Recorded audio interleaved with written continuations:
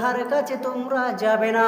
মনে করুন একটা ছেলে আর একটা মেয়ে রাত্রি 12টার সময় ওই ছেলেটা মেয়েটাকে ভিডিও কল করলো। কথা বলতে বলতে এক পর্যায়ে ওই মেয়েটা নিজের শরীরের রন্নাটাকে সরিয়ে দিল, ফেলে দিল। আর ছেলেটা তাকে দেখে দেখে মাস্তি করছে, এনজয় করছে। তারা কত মাস্তি এনজয় দুজনাই করছে, আর মনে মনে ভাবছে পৃথিবীর বুকে আমাকে মনে হয় কেউ দেখতে পায় না। কিন্তু বন্ধু আমার, আল্লাহ সুবহানাহু ওয়া তাআলা তোমাকে দেখছে। তুমি যা করছো না কেন তোমাকে আল্লাহ তাবারক ওয়া তাআলা দেখছে। মনে করুন আপনি জালসা শোনার পরে আপনি বাড়ি চলে যাচ্ছেন। বাড়ি যেতে যেতে রাস্তার ধারে একটা বিশাল বড় আম গাছ। ওই খলিল চাচার গাছের আমটা যেন ঝুলি ঝুলি রয়েছে, লাল টকবকে আম, সুন্দর চেহারা। ওই আমটা আপনি দেখলেন আর লোভ সামলাতে পারলেন না। আপনি মনে মনে ভাবছেন মনে হয় পৃথিবীর বুকে আমাকে কেউ দেখে না।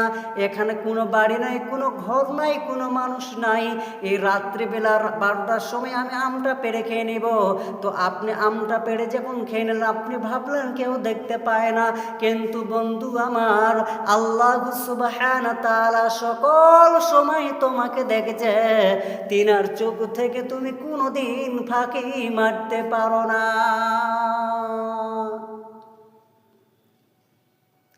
গোপন পাপ কাকে বলা হয় আপনাদেরকে একটু হালকা করে একটু বুঝাবো। একটা উদাহরণ দিব, তাহলে বুঝতে পারবেন। একটা ছেলে হুজুর, তো ওই হুজুর মশাই ক্লাসে 7টা ছেলেকে বলছে, ও আমার প্রিয় ছাত্ররা, তোমরা একটা কাজ করতে পারবে? ছাত্ররা বলছে, হুজুর মশাই আপনি বলেন কি কাজ করতে হবে, আপনি বলুন। তখন হুজুর বলছে যে তোমাদেরকে আমি 7 জন ছাত্রকে 7টা আপেল দিব আর 7টা চাকু দিব, ছুরি। এই 7টা আপেল এবং 7টা চাকু দিব, ছুরি দিব। তোমাদেরকে আপেল কাটে দিকে যেতে হবে। তুমি রাখি আপেলটা কাটে দিকে যেতে পারবে? ছাত্ররা বলছে কোনো ব্যাপার নাই, আপেল কাটা কোনো ব্যাপার হলো, আমরা এক্ষুনি কেটে দিচ্ছি। তো হুজুর মশাই বলছে, না, তোমাদেরকে এখন আপেলটা কাটতে হবে না। তোমরা এমনভাবে আপেলটা কাটবে যেন পৃথিবীর বুকে কেউ না দেখতে পায় তোমাদের। তোমরা যখন আপেল কাটবে, কালকে যখন তোমরা ক্লাসে আসবে তখন আমি তোমাদের আপেলটা দেখবো কেমন করে কেটেছ।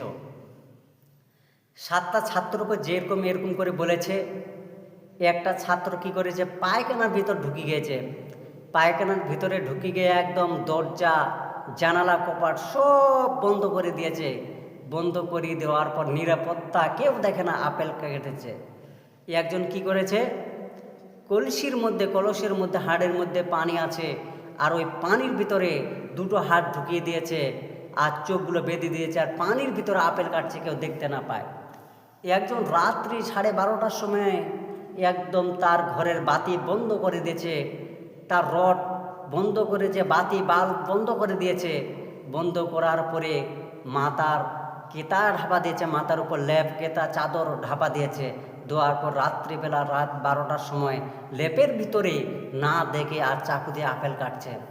একজন কি করেছে, নদীর ভিতরে একদম ডুব মেরেছে, একদম ডুব মারার পরে সে আপেল কাটছে, নিজেও সে দেখে না। এইভাবে ছোটা ছাত্র এইভাবে করেছে 7টার মধ্যে। পরের দিন শিক্ষক মশাই বলছে, আব্দুর রহমান, তুমি তো আমার প্রিয় ছাত্র, বলো তুমি কি আপেল কাটতে পেরেছ? বলছে, হ্যাঁ হুজুর মশাই আমি আপেল কেটেছি। তো কিভাবে তুই আপেল কাটলে তুই বল। তখন বলছে, হুজুর মশাই আমি পায়খানাতে গিয়েছি, পায়খানা গিয়ে আমি দরজা সুন্দর করে বন্ধ করে দিয়েছি, সুন্দর করে বন্ধ করেছি, কেউ দেখতে পায় না। বলছে, বাবা তুমি খুব সুন্দর, একবারে তোমার মতো ছাত্রই হয় না। এরপরে আর একটা ছাত্রকে বলছে, কারিম তুমি কিভাবে আপেল কাটলে?